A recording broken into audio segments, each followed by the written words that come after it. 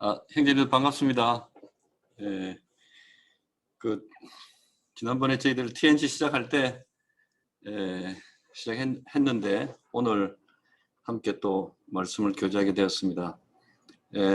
지난번에는 이제 이렇게 요한복음 17장 짧은 본문 구절을 선택해서 나누었는데 오늘은 그냥 제가 좀 이렇게 그 신앙에 대해서 생각해 왔던 신구약 여러 부분들을 함께 좀 이렇게 보면서 시간이 한 15분이니까 15분 안에 하여튼 그런 부분이 다 될지는 모르겠지만 그래도 좀 그렇게 해서 노력해 보도록 하겠습니다.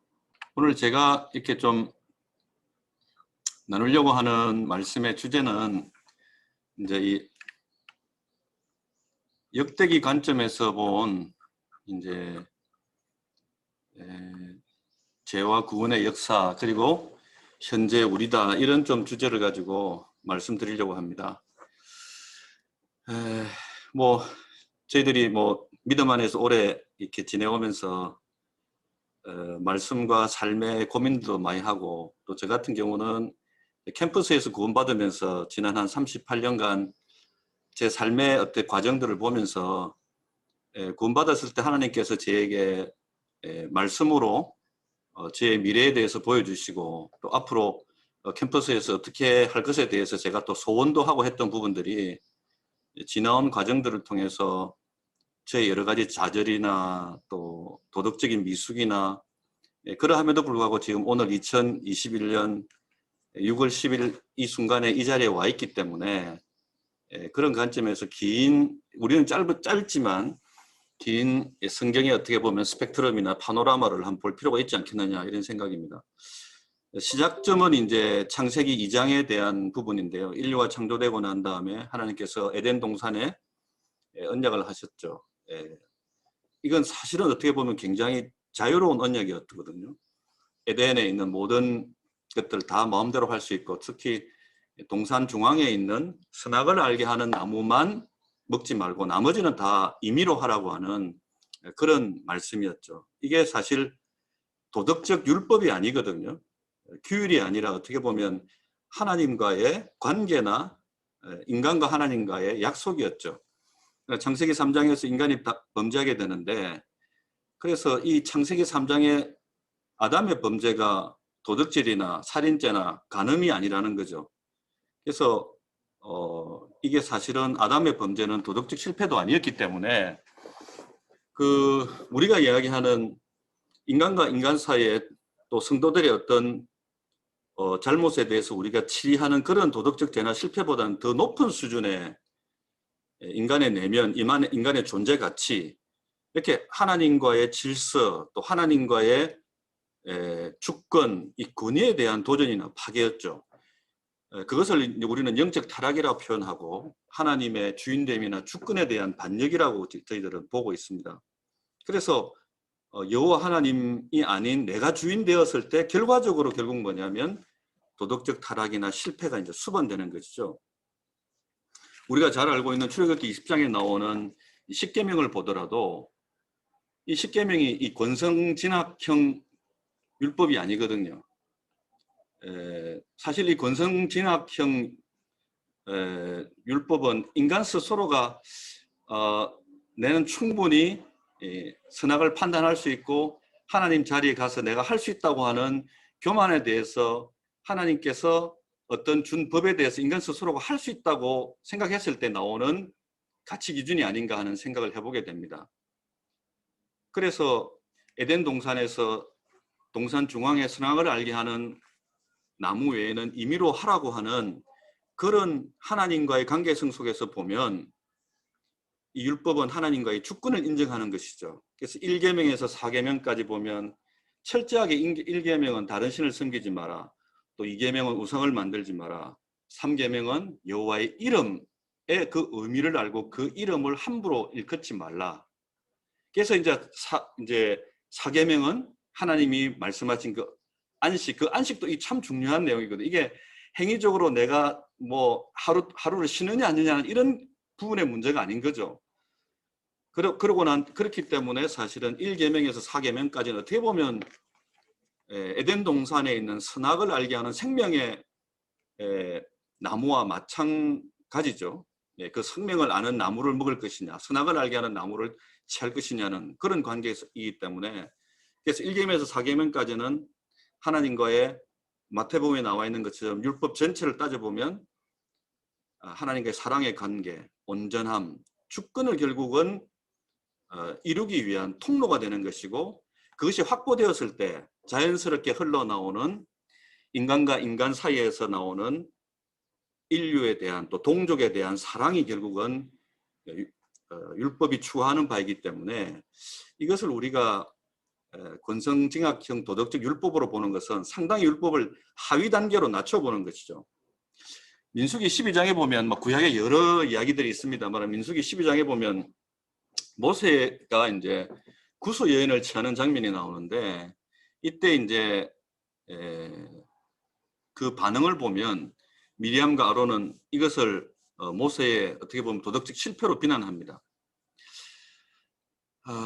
모세 인생에서 보면 광야 40년을 지나면서 출애굽기 3장 5절에 보면 그 광야를 하나님께서는 내가 선 곳은 거룩한 곳이니, 광야 그 자체를 하나님은 거룩한 것으로 평가해 주셨거든요. 어떻게 보면 그 전에 모세가 가지고 있지 않는 가치관을 말씀해 주고 있는데, 이 광야 40년 동안 모세는 이미 모압의 제사장의 그 딸을 아내로 맞이했고, 또 구스 여인 자체는 이스라엘 무리 가운데 함께하고 있는 이 귀화한 어떤 존재였기 때문에 모세가 그 구스 여인을 취한다고 하는 것이 여러 가지 율법적으로나 이게 보더라도 결국은 크게는 하자가 없음에도 불구하고, 그럼에도 불구하고 그들은 이 모세의 행동을 도덕적 실패로 사실은 규정하고 비난했죠.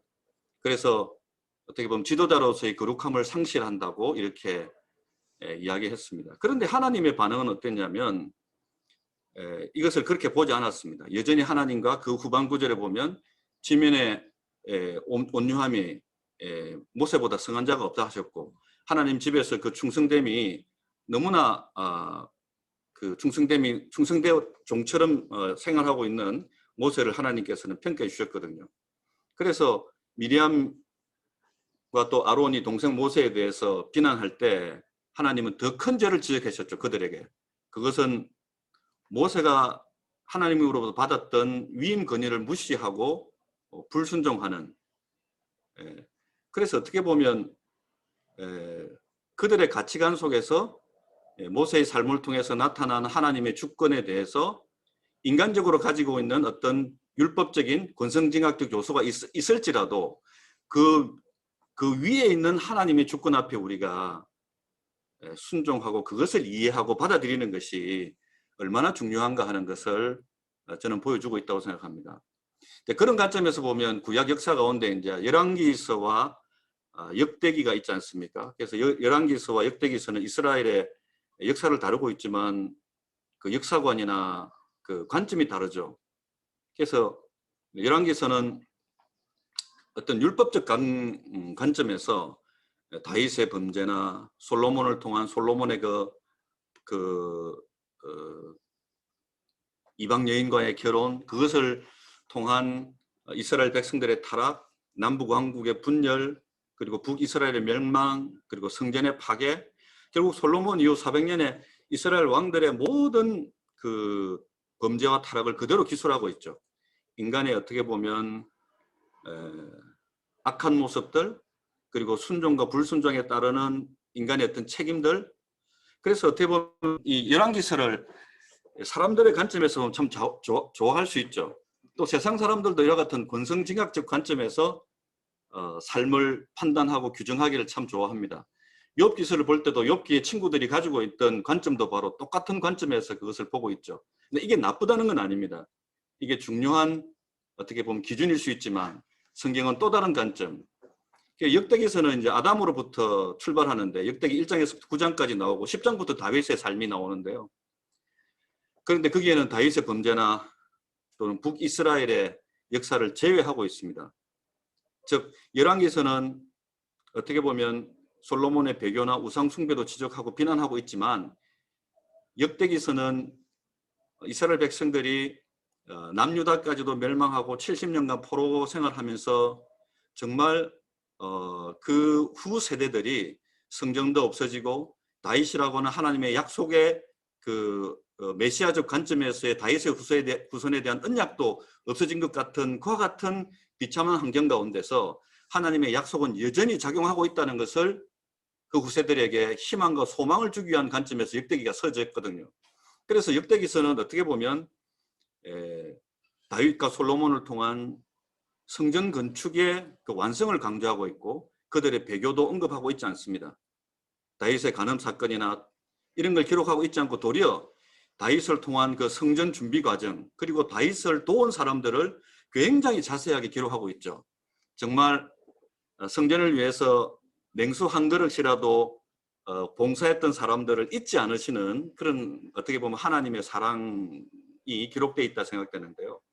그래서 열왕기서와 역대기서의 큰 관점은 역대기는 결국 인간의 범죄나 인간의 분열, 인간의 부족함에도 불구하고 하나님의 약속은 변함없이 제사정적 관점에서 메시아 다윗의 혈통을 통해서 결국 도도하게 흘러가고 있는 하나님의 역사적 관점, 즉 하나님의 주권 중심의 역사관을 말씀해 주시는 거죠. 그래서 역대하 마지막과 사실은 에스라가 연결되어 있지 않습니까? 역대하 36장 그 23절 마지막에 보면 바사왕 고레스가 이같이 말하노니 하늘의 신 여호와께서 세상 만국을 내게 주셨고 나에게 명령하여 유다 예루살렘 성전을 건축하라 하셨나니 결국은 뭐냐면 파괴됐던 그 성전에 대한 회복은 페르시아 왕 고레스가 스스로 고백합니다. 이 온 만왕의 왕 여호와께서 내게 명령해서 내가 이스라엘 백성을 돌아오라고 건축하라고 명령한다. 그래서 너희들은 돌아오느라. 이게 바로 이사야서나 에레미야서에서 기록되어 있는 하나님의 약속에 바로 열방 왕국을 통해서 성취되는 것을 보여주고 있거든요. 이렇게 역사의 관점이신 하나님께서는 이스라엘 왕들만 보는 것이 아니라 정말 이 세상의 주권자이심을 보여주고 있는 것을 볼 수 있습니다. 요한복음 17장에서 보면 저는 뭐 개인적으로 이 요한복음 17장 참 좋아하기도 하고 예수님께서 이제 떠나시기 전에 기도하신 내용인데요. 이 기도에는 사실은 이제 세 가지 부분으로 구성되어 있습니다. 요한복음 17장 1절에서 5절, 또 6절에서 19절, 20절에서 26절. 그 세 파트는 처음은 아들과 아버지의 관계를 말씀하고 있고 두 번째 파트는 그 당시 12 제자들을 위한 기도였고 그리고 후반 구절은 그 제자들을 통해서 구원받게 될 오늘날 우리들, 교회를 위한 기도이신데 그 기도에 보면 정말 우리가 볼 때는 너무나 부족함이 많은 제자임에도 불구하고 그들을 통해서 이미 영광을 받았다. 그들은 말씀을 지켰다. 이런 식으로 완료시제형을 통해서 예수님은 그 제자들에 대한 역대기적 관점에서 무한한 사랑과 변호를 이 기도를 통해서 쏟아내고 계신 것 같습니다. 그래서 이 요한복음 17장에서 주님께서 그들을 말씀으로 거룩하게 보존해 달라고 했을 때 그 거룩함이라는 것이 무엇일까? 그것은 결국 아들 속에 아버지가 있고 아버지 속에 아들이 있는 것처럼 그 두 분의 성령을 포함한 삼위일체의 그 하나됨 속에 우리를 초청하신 것이죠. 그러니까 거룩함과 온전함은 이 퍼펙트라고 하지 않습니까? 그걸 신약성경 에베소서에서는 사도 바울은 장성한 그리스도의 분량이라고 표현했는데 그것은 우리의 어떤 행위적인 모습이 아니라 얼마나 우리가 하나님과 그 아들 예수 그리스도와 하나 되어 있느냐. 그래서 그 하나 되었을 때 결국은 사랑할 수밖에 없고 그 사랑을 통해서 복음은 증거된다는 거죠. 로마서에서는 그 복음이 우리의 전도자의 발과 입술을 통해서 증거되지만 요한복음 9장에서는 그 본질적으로 그리스도의 사랑을 알고 있는 그 하나됨이 그것을 증거할 수밖에 없는 삶의 형태로 드러난다고 표현하고 있고 그래서 이미 주님께서는 제자들을 통해서 영광을 받았다고 한번 생각해 보십시오. 2000년이라는 역사 가운데서 이렇게 복음이 폭발적으로 증거되었던 것은 그 요한복음 17장의 주님의 그 기도가 이미 이루어진 것이다 이런 생각이 듭니다. 사도행전 6장에 보면 이제 그 초대교회 때 문제가 있었죠. 헬라파 가부들에 대한 이제 그 공개가 문제가 생겼습니다. 히브리파 가부와 헬파 가부 사이에.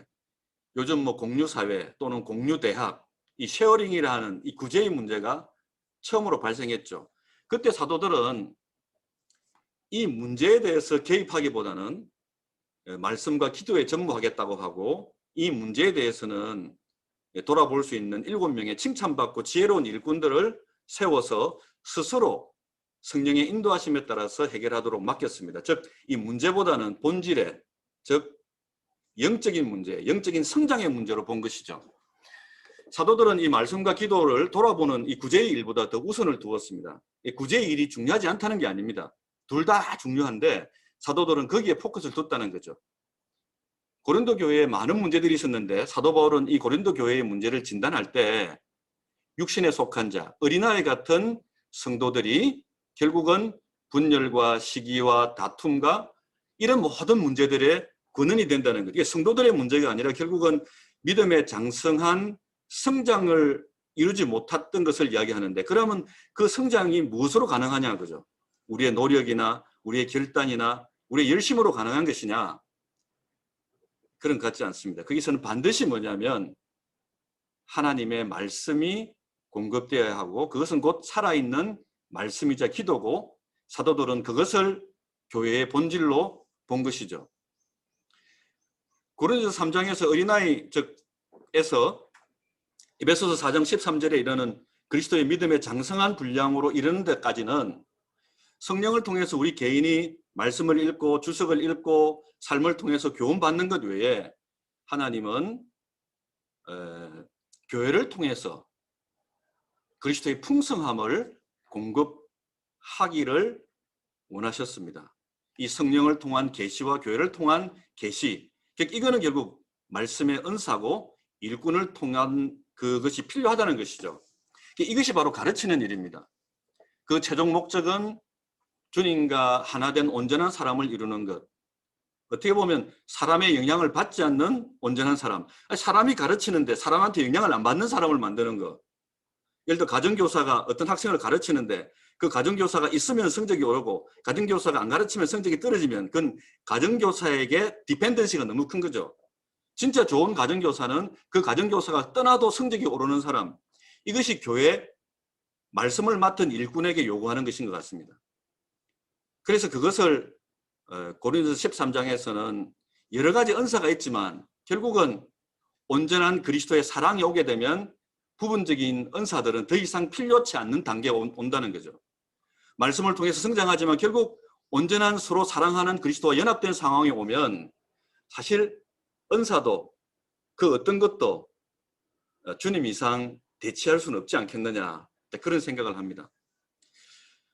아까 말씀드린 그 역대기 하와 이제 에스라스가 연결되는데, 스룹바벨에 의해서 성전이 건축되고 난 다음에 뭐 중간에 한 18년 동안 이제 중단되었다가 성전이 건축되고 난 다음에 하나님께서는 에스라를 보냅니다. 성전이 건축되고 난 다음에 결국은 영적인 재건축, 재부흥, 이 스룹바벨의 성전을 우리가 제2의 출애굽 또는 제2 성전이라 하듯이 뭐 하드웨어적인 성전이 건축되어야 하더라도 결국은 뭡니까? 바로 영적인 부분이 채워져야 하는 것이죠. 그래서 거기에는 하나님의 사람 에스라를 필요로 했던 것입니다. 에스라나 느헤미야. 그들은 그것을 여호와의 말씀을, 거기 보면 에스라서 7장 10절에 보면 그 구조를 보면 여호와의 말씀을 연구하고 준행하여 그 율례와 규례를 이스라엘 백성들에게 가르치기로 결심하였더라. 딱 이렇게 되어 있거든요. 영어로 보면 그의 마음을 온전히 to study the law of the Lord 되어 있어요. 주님의 그 말씀을 스스로 연구하고, 두 번째가 뭡니까? 준행하는 거죠. 그건 남한테 시키는 것이 아니라 에스라 스스로가 프랙티스하는 겁니다. to do it, 그것을 실행하는 거죠. 삶 속에 적용시키고, 그러고 난 다음에 그것을 백성들한테 가르치는 것입니다.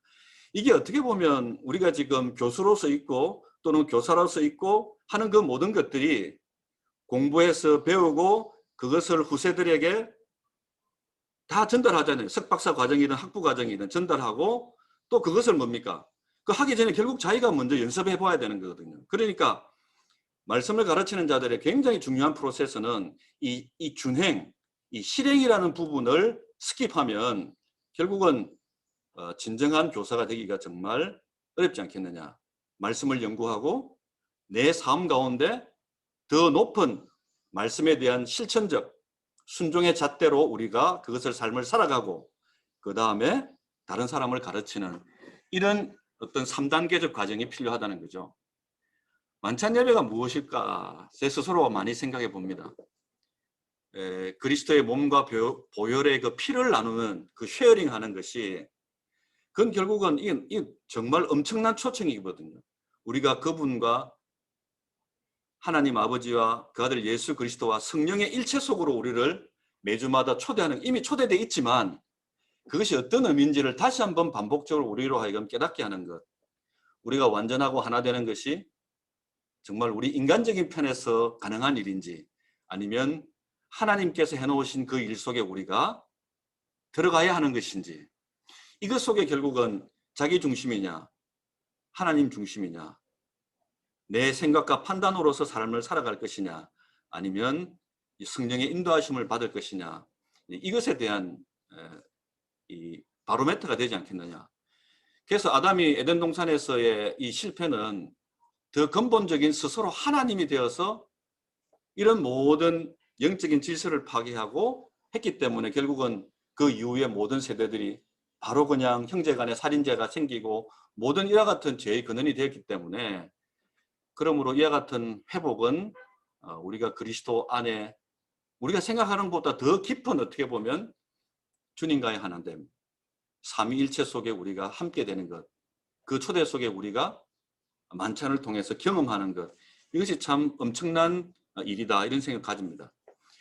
우리 주님께서 이 낮아짐을 통해서 자신의 희생을 통해서 우리의 죄를 씻고 그냥 단순히 우리 죄 용서하고 천국 가는 것이 의미가 아니라 그보다 더 훨씬 높은 본질적인 회복, 새로운 인류, 새로운 사람으로의 재탄생을 의미하는 것이기 때문에, 그래서 이 복음의 본질은 뭐 예수 믿는 사람이 정말 거듭난 제자가 뭐 죄 안 짓는 그런 도덕적 완전함을 추구하는 것이 아니라 스스로 자신을, 그렇기 때문에 스스로 자신을 깨끗하다 하고 형제를 정죄하는 그와 같은 교만함이나 또는 우리의 이 타락된 모습을 볼 때 우리가 참 통탄하지 않을 수 없다 하는 생각이 듭니다. 믿음의 장성한 분량은 결국은 그리스도와 온전한 하나가 되는 것, 그것은 어린아이 같은 우리를 그리스도의 몸된 교회 안에서 에스라와 같은 말씀의 연구, 우리 스스로 그 말씀을 준행하고 또 그것을 함께 가르치고 공유하는 것, 그것이 주님께서 이 시대에 일꾼들을 찾으시는 것이 아닌가 하는 생각을 해보게 됩니다. 그래서 이 시대에도 우리가 교만한 이야기가 아니라 에스라와 바울 같은 교사, 교수가 삶의 현장과 교회에 여전히 필요하다. 에베소서 4장 12절 15절에 보면 이 은사들을 주신 목적이 이는 성도를 온전하게 하며, 이 온전하게 한다는 것이, 온전함이라는 것이 아까 앞에 말씀드렸고요, 봉사의 일을 하게 한다는, 이 봉사의 일이 어디냐 이거죠. 항상 우리는 좁은 의미에서 교회 안에서의 봉사를 이야기합니다. 그러나 성도들은 일주일에 4일 5일을 다 삶의 현장에서 하고 있거든요. 그래서 그리스도의 몸을 세우려 합니다. 그 그리스도의 몸이 교회나 예배당 안에서의 몸으로 생각할 수 있지만 우리가 매일 일상의 일터 속에서 그 그리스도의 몸을 이미 하나님께서 뭐 우리 브레드린에 속해 있지 않더라도 다양한 사람들을 불러주셨다는 것이죠. 그래서 하나님의 아들을 믿는 것과 아는 일에 하나가 되어 온전한 사람을 이루어 그리스도의 장성한 분량이 충만한 데까지 이르도록 우리가 나아가는 하나님의 인도하심을 우리가 경험하고 있다, 이런 생각이 듭니다. 그런 의미에서 이제 이 CBF 교수회와 이번 학기 마지막 하고 있는 이 TNC가 지향하거나 나아가야 할 방향이 무엇인가 하는 것에 대해서 우리에게 깊은 고민이 있고, 이 부분에 대해서 우리 형제님들 함께 고민하는 그런 시간이 되었으면 좋겠습니다. 예, 이상입니다.